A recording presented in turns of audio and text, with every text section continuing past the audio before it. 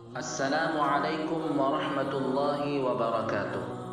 ناظرین و سامعین، یوٹیوب چینل نور ہدایت 360 پر خوش آمدید۔ اس چینل پر تاریخی اسلامی پسندیدہ واقعات اور دلچسپ اور سبق آموز قصے پیش کیے جاتے ہیں۔ اگر آپ چاہتے ہیں کہ اس طرح کے دلچسپ قصے آپ کو سننے ملیں تو چینل کو ضرور سبسکرائب کریں اور گھنٹی کے بٹن پر کلک کریں۔ آج کل ہر کوئی کسی نہ کسی پریشانی میں مبتلا ہے۔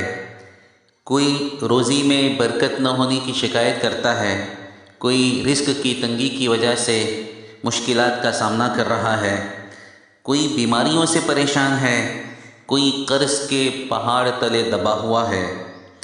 ایسے تمام پریشان حال لوگوں کے لیے حضور پاک صلی اللہ تعالی علیہ وسلم کا بتلایا ہوا ایک بہترین نسخہ اور ایک بہترین علاج، ایک بہترین عمل آپ حضرات کے سامنے ہے۔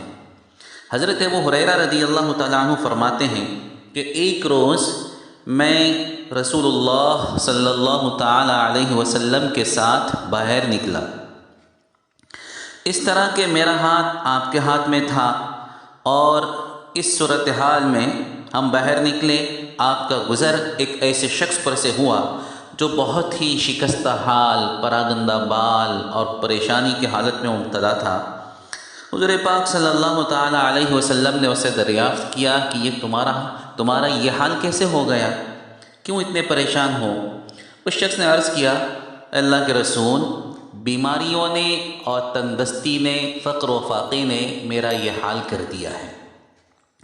حضور پاک صلی اللہ تعالیٰ علیہ وسلم نے ارشاد فرمایا، میں تمہیں چند کلمات بتلاتا ہوں، وہ پڑھو گے تو تمہاری بیماری بھی دور ہو جائے گی اور تمہاری تندرستی، فقر و فاقہ، غریبی، یہ سب دور ہو جائیں گی۔ حضور پاک صلی اللہ علیہ وسلم نے وہ کلمات بتلائے ان کو۔ وہ کلمات کیا تھے؟ توکلت علی الحی الذی لا یموت، توکلت علی الحی الذی لا یموت، الحمد للہ الذی لم يتخذ ولدا ولم یکن له شریک فی الملک ولم یکن له ولی من الذل وکبرہ تکبیرا۔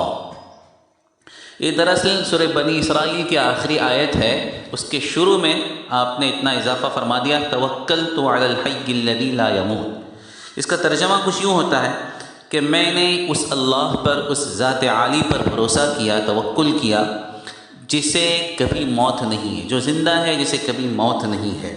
پھر آگے کہ تمام خوبیاں اسی اللہ کے لیے ہیں جو نہ اولاد رکھتا ہے، نہ اس کا کوئی شریک سلطنت ہے، اور نہ کمزوری کی وجہ سے کوئی اس کا مددگار ہے، یعنی اس میں کمزوری ہے ہی نہیں کہ کسی مددگار کی اسے ضرورت پڑے، اور اس کی خوب بڑائی بیان کیجیے۔ یہ اس آیت کا، اس دعا کا ترجمہ ہو گیا۔ حضور پاک صلی اللہ تعالیٰ علیہ وسلم نے یہ آیت ان کو بتلائی اور آپ وہاں سے چلے گئے۔ چند دنوں کے بعد، چند دن، 8 دن 10 دن یا جو بھی وقفہ تھا، چند دنوں کے بعد حضور پاک صلی اللہ تعالیٰ علیہ وسلم کا گزر اس راستے سے ہوا، تو وہ آدمی دوبارہ ملا۔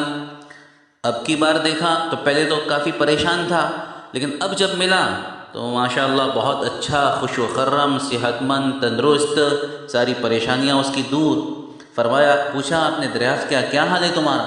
کہنے لگا، جب سے آپ نے وہ کلمات مجھے بتلائے ہیں میں پابندی کے ساتھ ان کلمات کو پڑھتا ہوں، اور اللہ کا شکر ہے کہ اب میری بیماریاں بھی دور ہو چکی ہیں اور پریشانیاں بھی سب حل ہو چکی ہیں، اور صحت، عافیت اور تندرستی مجھے مل چکی ہے۔